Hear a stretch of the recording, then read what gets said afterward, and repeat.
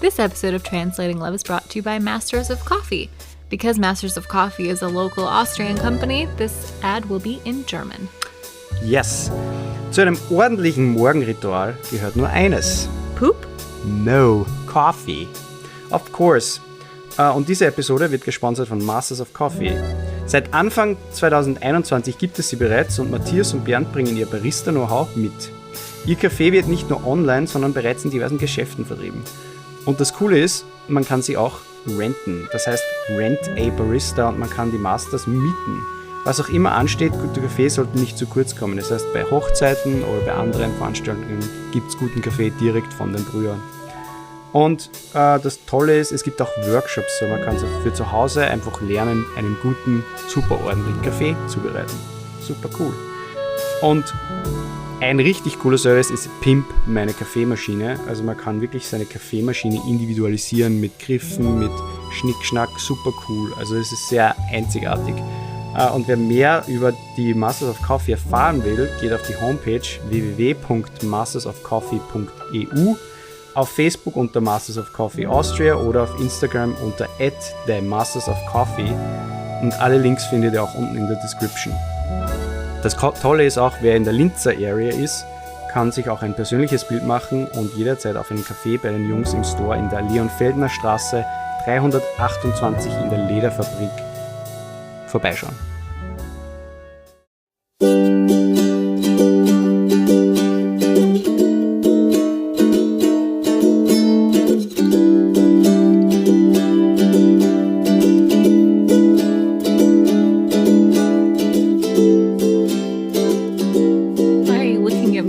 Naughty face, like I should say something, but I don't know what you want me to say.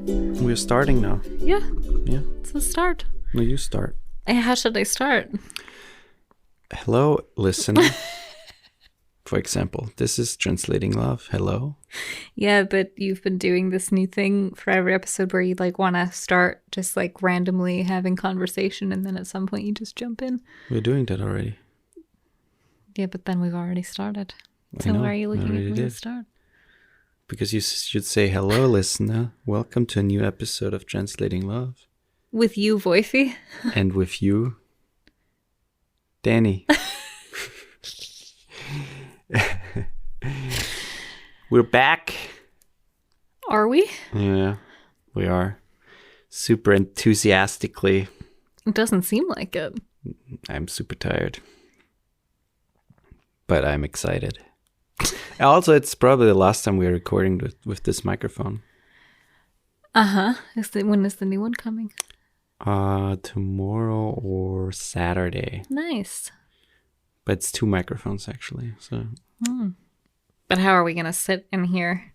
one on this side and one on this side. I see. That's how you want to do it. Yep. So we can actually look at each other while talking. Do we do that? Sometimes, yeah. But I think it's going to be better because, first of all, the sound quality is a little better. Second, if we have guests on, that might be a little easier. Mm-hmm. So they can basically then have a microphone on their own. That's true. And I don't know, I think the overall quality will be bumped up a little bit. Nice. Yes. Exciting. What are we talking about today? I don't know. What are we talking about today? What do you want to talk about today? I mean, you picked the topic today or you gave me an option between 2 topics and I picked this topic. What is it? Sex without the sex. And what is that? Yeah, what do you think it is? I mean, it's sex, but without the sex. No, it's everything but penetration. Right? I guess so, yeah. I would say so. I would say so. Going shopping, for example, or tying your shoelaces. Or That's sex. Or bringing out the garbage. That can be sex. If you can. do it naked while blowing each other. That would be really interesting to see, like somebody taking out the garbage and somebody blowing them while they take out the garbage and trying to like walk together while that's happening. If you do like a 69 where the other person is hanging on them, but turned around. Yeah.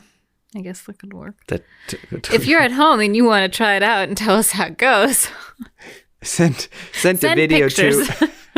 to send the video to. No, but in all seriousness, it's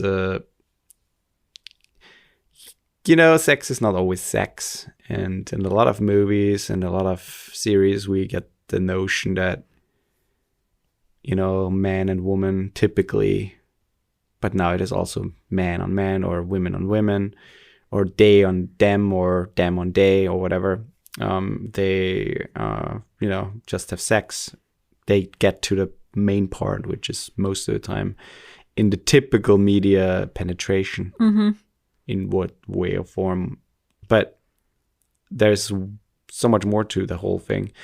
And if you're like very religious and grew up in a Christian household, then all of that stuff is forbidden, or at least frowned upon. I wouldn't say forbidden. I think it's like once you're married.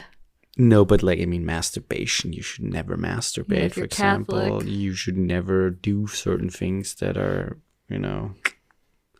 and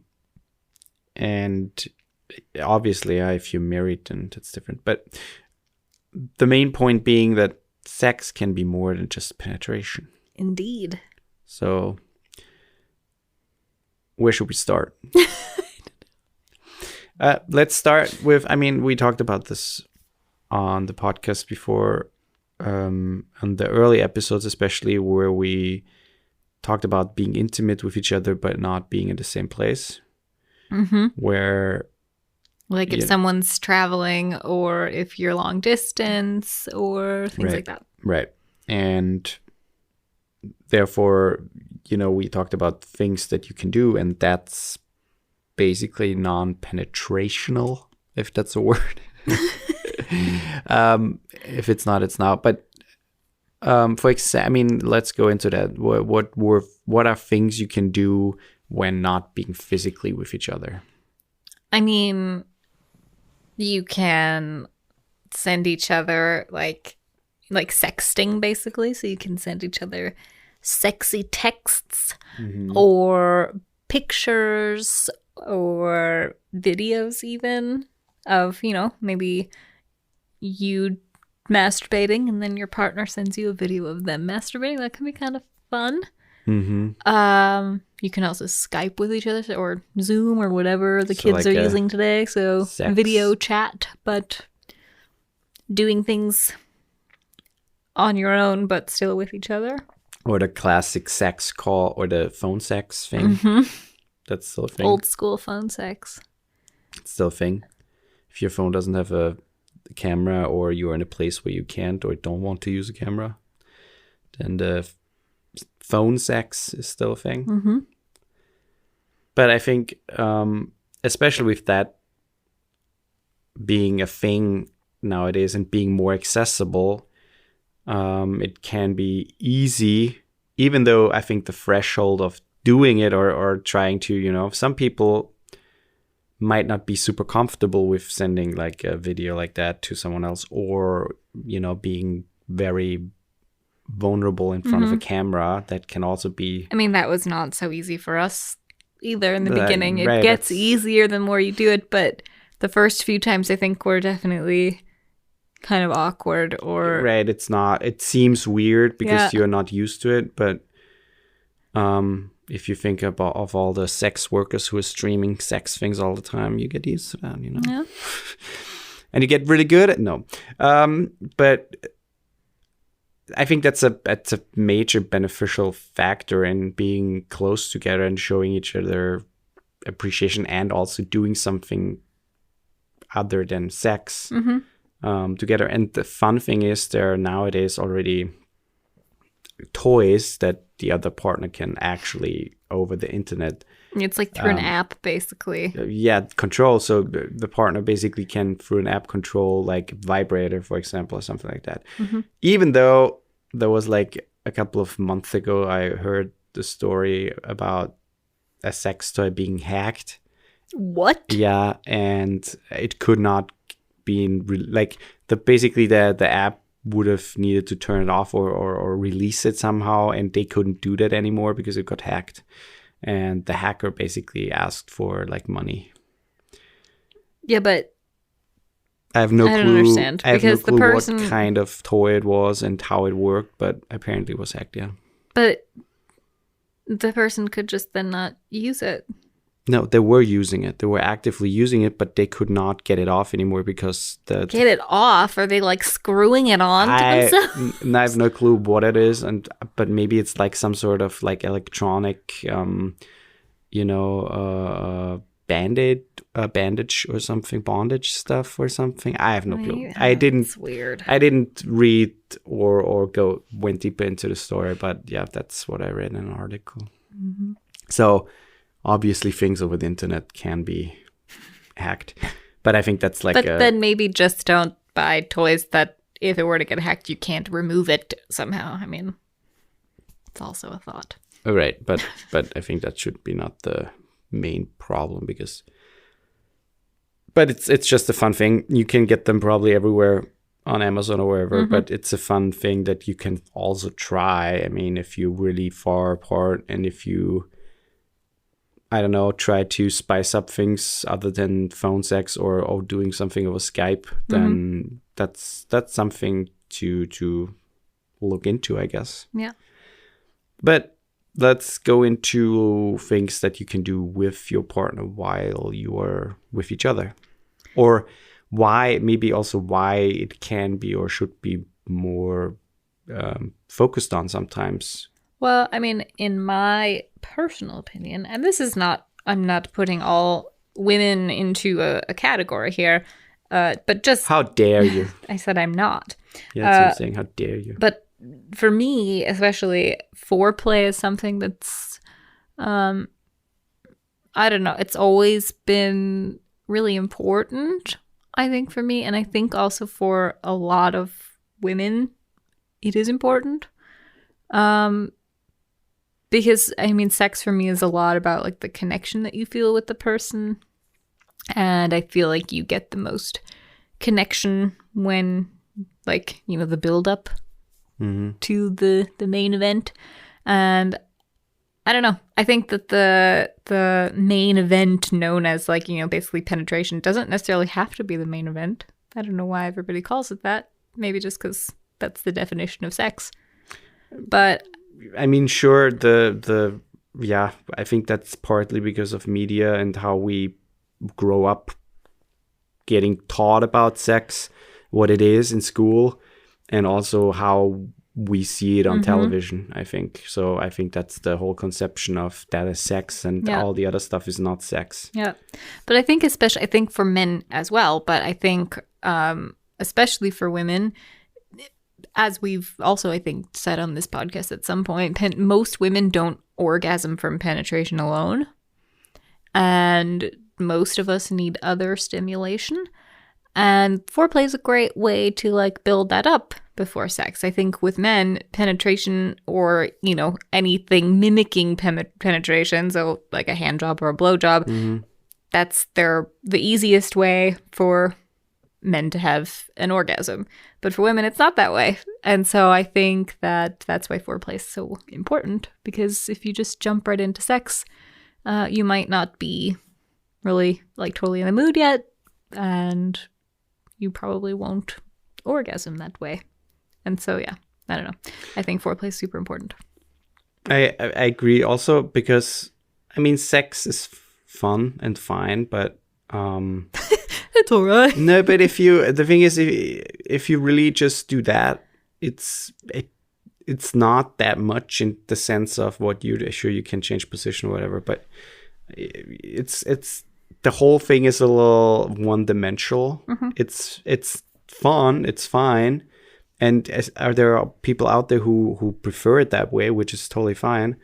But I think especially if you want to feel a deeper connection, or if one partner might need that in the sense to feel a deeper connection with someone else, then first of all, it's a nice thing to do with each other and to each other, and second, I think it just elevates the whole sex thing a little bit. But it also helps you get to know your partner a little bit better, because you're able to then communicate with each other like what you like and what you don't like or what you don't prefer. Or it's just nice to be able to use that time also if you're keeping physical sex, like the act of sex itself, off of the table and saying we're going to have sex in a different way where there's no penetration. I think on the table. But I think that's a great way or a great reason to, or opportunity, I should say, to really express with your partner, this is what I like, or maybe try this, or can you do this? And you don't have to do it. I think not everyone, I think a lot of people are really uncomfortable expressing what they want in terms of what feels good because they don't want to make their partner feel like they're doing something wrong. Yeah. But at the same time, you know your body better than anybody, like your own body, you know what feels good, you know how you do things, and your partner can't know that unless you help them. Just see it like this. If you go to a restaurant and order food, but don't tell the waiter what food, they bring you something you might not like. You eat it because you're hungry, but you might not be a fan of it. Yeah. But you could just tell your waiter, hey, I would like this specific food, and they bring you that, and you really enjoy it. So that's a good analogy. I know. Analogy. Analogy. Yeah. But I think that, that's, I don't know, we praise it all the time that communication is the key for most things. And if you really, first of all, it's a lot. It's a big step to be open with that stuff because most of us, we grow up in an environment where we usually don't talk about those things or not about everything because it's very personal and intimate, and you are very vulnerable being open about that stuff. But opening up about it and being blunt and saying, hey, when you do this, I enjoy it, but it's not my favorite thing.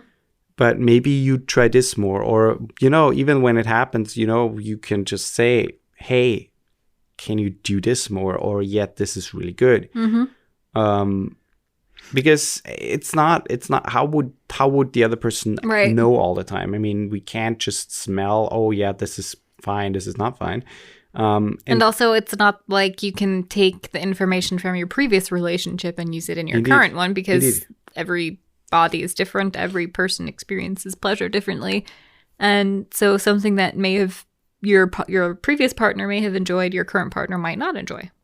Indeed. So I think that's a major issue for a lot of people who don't talk about what do I like, what do you like, what are maybe, little things that we haven't talked about yet that you might enjoy, or maybe are there things that you like that you haven't tried yet, or you're a little scared of, or you don't want to say things.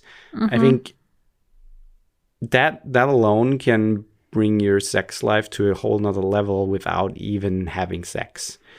And I think the having sex process is fine, but it's very one-dimensional. You put it in a hole and you just penetrate it until you come, or you both come, and that's it.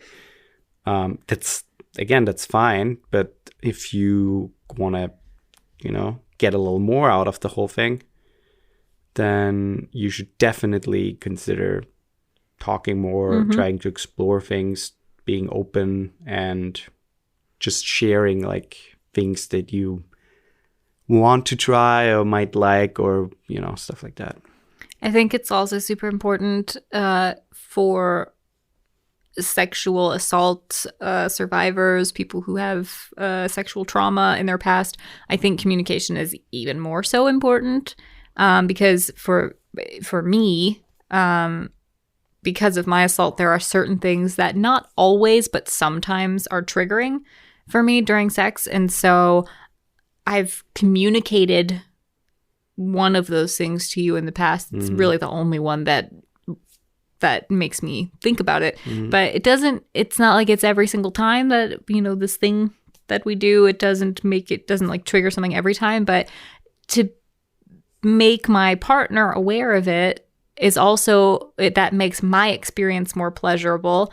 And because then I know, okay, I'm not going to be triggered by this thing during sex. I'm not going to be brought away from this moment and thinking about a traumatic experience. Mm-hmm. And so I think that's also for sexual assault survivors and people with any type of sexual trauma in their past. I think it's super, super important to talk with your partner about what things might be triggering for you. No, definitely. But that, again, comes down to being open with each other and talking about the whole thing. Yeah. And I think it just going to the main point or the main topic again is just, I think it's really fun to have sex without the sex.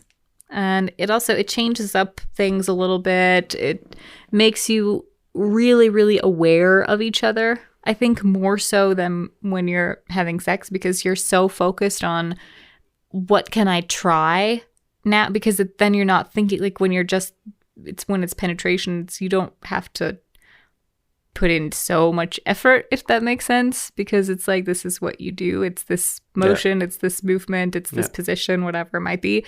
But when that's taken out of the equation, it's a lot of what can I do to make my partner feel really, really good right now? And I think that brings you really close together. It's a really nice connection that you share with each other.